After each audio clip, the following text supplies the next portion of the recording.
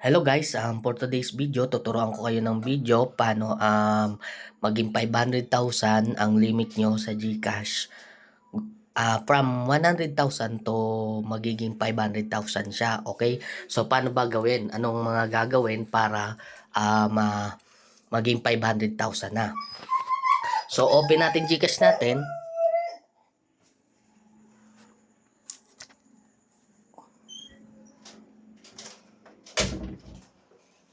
Yan. So takpan ko muna. Yan. So pag nandito ko na sa GCash, pakita ko muna sa inyo, ang limit ng GCash na natin ngayon is 500,000. Ayan. So, di ba monthly nagbabago, bumabalik siya sa 100,000. Ngayon, ang gagawin natin para kailangan una, fully verified na yung GCash mo. And then, ganito ang una mong gagawin. So, pwede ka mag-G-Save. Yan, save ka dyan. Kahit 100 pesos or 200 pesos. Depende sa'yo. Okay? So, pwede ka mag-save dyan. Yan. Sa gamit ang Uno. Yan. Uno at saka Easy Save. So, pwede ka dyan mag-save ng kahit 100 pesos lang. Okay? So, pwede ka mag-deposit dyan through GCash din. Tapos, ito, GNBest. Ito, mas napabilis din yung pagiging 500,000 ng limit ko sa GCash kasi nag-invest ako dito. Yan. Pag-click mo dyan GNBest, click mo tong GFunds. Yan.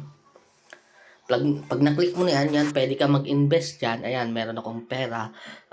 Dating 100 dyan, bumaba siya, naging 96. So, depende yun sa kanila. Pero, mas napabilis yung pag-update ng GCash ko, ng profile limit ko.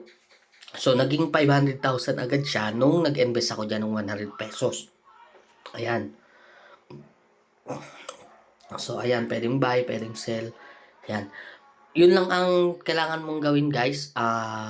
G-Save ka lang, tsaka G-Invest. Okay? So, yun lang ang gagawin mo. Pwede ka ng mga ilang araw, nag-antay ako mga 2 days to 3 days. Nag-text na sa akin yung GCash na ang profile limit ko na is 500,000. So, ayun guys, ganun lang kadali ang gagawin mo. Hindi mo na kailangan kung gaano ka dami yung transaction mo. Mag-invest ka lang, G-Invest and G-Save, okay na. So, pwede nang tumaas yung profile limit mo. So, yun lang guys, ganun lang kadali ang paano mag-upgrade ng from 100,000 to 500,000 GCash limit. So, yun lang muna guys. Maraming salamat.